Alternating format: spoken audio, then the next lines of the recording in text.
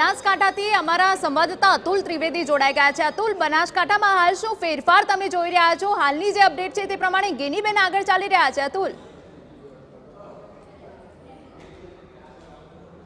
જે પ્રકારે સવારથી જ જે બનાસકાંઠા લોકસભા બેઠક માટે મતગણતરી ચાલી રહી છે અને આ જે તમામ જે મતગણતરીની જે તમામ રાઉન્ડમાં છે તે ભાજપ અને કોંગ્રેસ ઉપર નીચે થતા આવ્યા છે, પરંતુ સૌથી મહત્વની બાબત છે કે અત્યારે જે મોટા ભાગના રાઉન્ડ છે એ પૂર્ણ થવા આવ્યા છે અને કોંગ્રેસના જે ગેનીબેન ઠાકોર છે એ 6000 મતથી આગળ છે। એટલે કહી શકાય કે કોંગ્રેસના ગેનીબેન ઠાકોર હવે જીત તરફ આગળ વધી રહ્યા છે અને એનું કારણ એ છે કે બનાસની બેન તરીકે ઉતરેલા ગેનીબેને લોકચાહના મેળવી હતી ને લોકોના મત મેળવ્યા છે અને એને કારણે જ ગેનીબેન છે એ અત્યારે આગળ ચાલી રહ્યા છે। એટલે કહી શકાય કે ગેનીબેન છે એ જીત તરફ આગળ વધી રહ્યા છે અને સમથિંગ 14000 15000 અથવા તો 20000ના મતોથી સરસાઈથી ગેનીબેન જીતી શકે તેવી પણ શક્યતાઓને અત્યારે એવી પરિસ્થિતિ છે।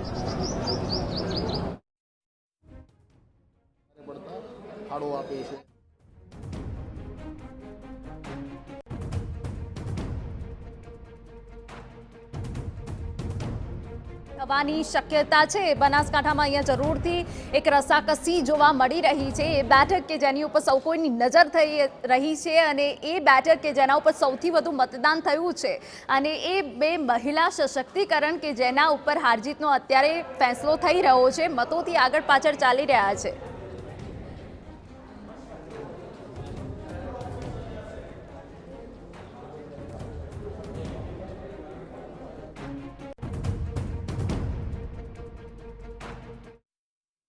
તો બનાસકાંઠાથી આ રોમાંચક મુકાબલાની જાણકારી મળી રહી છે। અતુલ અમારા સંવાદદાતા જોડાયેલા છે। અતુલ, હવે કયા વિસ્તારની મતપેટી ખુલી રહી છે એની ઉપર નજર છે, કારણ કે એ જ જીત અને હાર ઉપર આધાર રાખે છે।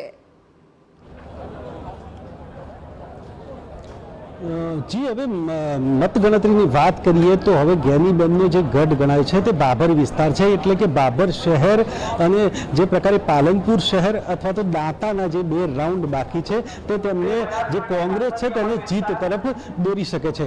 એટલે કે ગેનીબેન ઠાકોરના જે મતોની વધવાની શક્યતા છે અને જે બાબર વિસ્તાર કહેવાય તેના મતોની ગણતરી બાકી છે અને આ મતોની ગણતરી છે તેમની જીતમાં પણ પરિણમી શકે છે। એટલે કે હવે જૂજ રાઉન્ડ બાકી છે અને જે ગેનીબેનની જીતમાં વધારો કરી શકે અથવા તો તેમના મતમાં વધારો કરી શકે તેવા જે રાઉન્ડ છે અત્યારે બાકી રહ્યા છે અને અત્યારે તેની મતગણતરી ચાલુ છે। પરંતુ જે કેમ્પિયન છે અને જે પ્રમાણે ગેનીબેન ચાલ્યા છે તે પ્રમાણે તેમની અપેક્ષા પ્રમાણે તેમને મતો પણ મળ્યા છે અને તેઓ અત્યારે જે છે તે સરસાઈ તરફ પણ અત્યારે આગળ વધી રહ્યા છે। બિલકુલ અતુલ, એક સવાલ એટલા માટે પણ થાય છે કારણ કે જ્યારે ભાભરની આપણે વાત કરી ત્યારે આપણે એવું માની લઈએ કે આ વિસ્તારની જે પેટી છે તે ખોલવાની બાકી છે, પણ વાવ હોય, કાંકરેજ હોય કે દિયોદર હોય ત્યાંથી આ ઈવીએમ ખુલી ચૂક્યા છે અને આપણે એવું માની લઈએ કે ત્યાં સુધીના પરિણામ જે છે તે આ સ્ક્રીન ઉપર ફ્લેશ થઈ રહ્યા છે કે 2600 જેવી બિલકુલ કાગળ જેવી પતલી માર્જિનથી અત્યારે ગેનીબેન આગળ છે।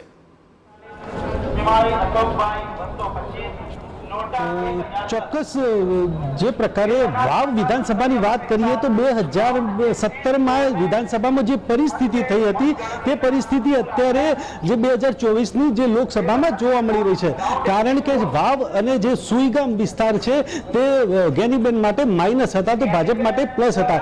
જે બાબર વિધાનસભા છે અથવા જે બાબર તાલુકો છે તે ગેનીબેન માટે પ્લસ રહ્યો હતો અને 2017માં આ બાબરમાંથી ગેનીબેન ઠાકોર છે જીત્યા હતા। ત્યારે ચોક્કસ કહી શકાય કે હજુ જે બાબરના રાઉન્ડ બાકી છે, બાબર શહેર બાકી છે અને જેને કારણે છે એ ગેનીબેન આ જીતમાં પરિણમી શકે છે અને એટલે જ શક્યતાઓ છે કે ગેનીબેન ઠાકોર છે એ જીતી શકે છે। સાથે સાથે આપણી સાથે છે થરાદના પૂર્વ ધારાસભ્ય ગુલાબસિંહ રાજપૂત, તેમની સાથે પણ વાત કરીશું। જે પ્રકારે અત્યારે પરિસ્થિતિ છે શું જોઈ રહ્યા છો, શું માનો છો? હાલના જે રીતે લગભગ મોટા 2-3 વિધાનસભા છોડીને 4 વિધાનસભામાં એક રાઉન્ડ બાકી છે ગણતરીનો અને હાલની જે ટ્રેન્ડ ચાલે છે એ પ્રમાણે જે એમાં લીડ છે ગેનીબેન 20 થી 25 હજારની આજુબાજુ બનાસકાંઠાના સંસદ તરીકે ચૂંટીને દિલ્હી જશે.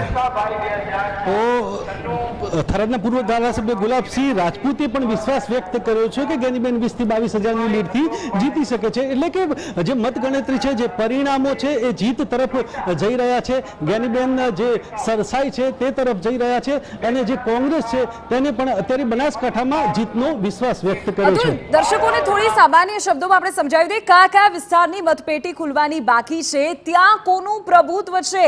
કારણ કે અત્યારે હું જોઈ રહી છું ઇલેક્શન કમિશનની સાઇટ પર 1442ના માર્જિનથી અત્યારે આગળ હોય એવું જ્ઞાનીબેન બતાવે છે. સરસાઈ ખૂબ પાતળી છે, આંકડાઓ સતત બદલી રહ્યા છે. અત્યારે આંકડાઓ જે છે એ સતત બદલાઈ રહ્યા છે, પરંતુ જે ભાભર વિસ્તાર છે, જે લાખણી વિસ્તાર છે, અથવા તો જે ડીસા વિસ્તાર છે, અથવા તો દાંતાના કેટલાક વિસ્તાર છે, પાલનપુરના કેટલાક વિસ્તાર છે, એની જે ગણતરી થવાની બાકી છે. એટલે સામાન્ય રીતે જે મતદારો પર જે પ્રભુત્વ હતું અથવા તો જે મતદારો ઉપર વિશ્વાસ હતો તે વિસ્તારની જે મતપેટીઓ છે એ હવે ખોલવાની બાકી છે. એટલે કે કોંગ્રેસ માટે આ જે વિસ્તારો ખુલશે એ કદાચ ફાયદાકારક ગણાવી શકાય અને એને કારણે જ જે જીત હોય અથવા તો તેમના મતોની સરસાઈ હોય તે આ વિસ્તારમાંથી વધી શકે તેવું લાગી રહ્યું છે. તો અતુલ, મહત્વપૂર્ણ જાણકારી આપ આપી રહ્યા છો, પરંતુ બનાસકાંઠા બેઠક કે જ્યાં છેલ્લી ઘડી સુધી રોમાંચક મુકાબલો રહેવાનો છે નક્કી છે, અત્યારે આપને જાણકારી આપી દે મહત્વપૂર્ણ અપડેટ સામે આવી રહી છે. હાર જીતનો ફેસલો પાતળી સરસાઈથી આવે તેવી શક્યતા છે. બનાસકાંઠામાં જ્ઞાનીબેન અપસેટ સર્જે તેવી શક્યતાઓ અત્યારે વ્યક્ત થઈ રહી છે. તો મોટા સમાચાર, 2014માં 2 લાખ અને 2019માં 3.5 લાખથી વધુની લીડથી જે જીત હતી એ તમામની વચ્ચે બનાસકાંઠામાં અત્યારનું જે ચિત્ર છે ખૂબ રસપ્રદ છે. અને આ રસપ્રદ એટલે છે કારણ કે ઇલેક્શન કમિશનની સાઇટ પર આંકડાઓ સતત બદલાઈ રહ્યા છે. અમે આપની ટીવી સ્ક્રીન પર બતાવી રહ્યા છે. જુઓ, જ્ઞાનીબેન ઠાકોરના સતત જે આંકડાઓ છે તેમાં ફેરબદલ થઈ રહી છે. અત્યારે 1442નો આંકડો છે કે જે પ્લસ માર્જિનથી તેઓ અત્યારે આગળ ચાલી રહ્યા છે. હવે જે વિસ્તારોની મતપેટી ખુલી રહી છે ત્યાં કેટલું પ્લસ માઇનસ થાય છે એ સમય કહેશે.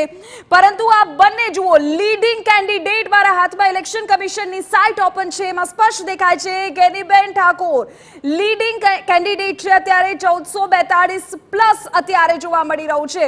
તો જે પ્રકારની સ્થિતિ અત્યારે સર્જાય છે અને એવું માનવામાં પણ આવી રહ્યું છે કે છેલ્લા રાઉન્ડ સુધી, છેલ્લા મત સુધી ખૂબ રસપ્રદ રહેશે આ જંગ અને છેલ્લી ઘડી સુધી કોણ બનાસકાંઠામાં બાજી મારશે એ નક્કી નહીં થઈ શકે. અત્યારે તો જે પાતળી સરસાઈ છે તે સ્પષ્ટપણે બનાસકાંઠામાં દેખાઈ રહી છે.